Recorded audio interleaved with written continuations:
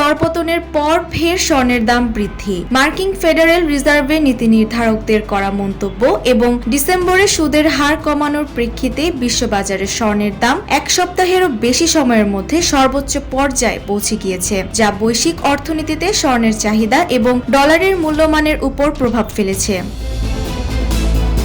Federal রিজার্ভের কর্মকর্তারা মূল্যস্ফীতি নিয়ন্ত্রণের জন্য সুদের হার দীর্ঘ সময় ধরে উচ্চ পর্যায়ে রাখার কথা বললেও বাজার এখন ডিসেম্বরে সুদের হার কমানোর জন্য জোরদার করে। বার্তা সংস্থা রয়টার্সের তথ্য অনুযায়ী এদিন স্পট মার্কেটে স্বর্ণের দাম প্রতি আউন্সে ৪,১৪৭.৫১ ডলারে পৌঁছেছে, যা গত ১৪ নভেম্বরের পর সর্বোচ্চ।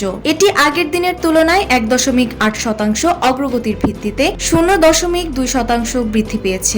দৃঢ় বন্ধনের আস্থায় শক্তিশালী স্টিলের আরেকটি নাম জেডএসআরএম। ওয়ান্ডার সিনিয়র বাজার বিশ্লেষক কেলভিন অং বলেন, গত ২ সপ্তাহে সুদের হার কমানোর কারণে স্বল্পমেয়াদে স্বর্ণের দাম পুনরুদ্ধার হয়েছে। বাজার এখন যে কোনো মার্কিন অর্থনৈতিক তথ্য খুব সতর্কতার সঙ্গে পর্যবেক্ষণ করছে। নিউ ইয়র্ক ফেডের প্রেসিডেন্ট জন উইলিয়ামস শুক্রবার বলেন, যুক্তরাষ্ট্রের সুদের হার নিকট ভবিষ্যতে কমানো যেতে পারে এবং এটি কর্মসংস্থানের বাজারে পতন রোধ করতে সাহায্য করবে।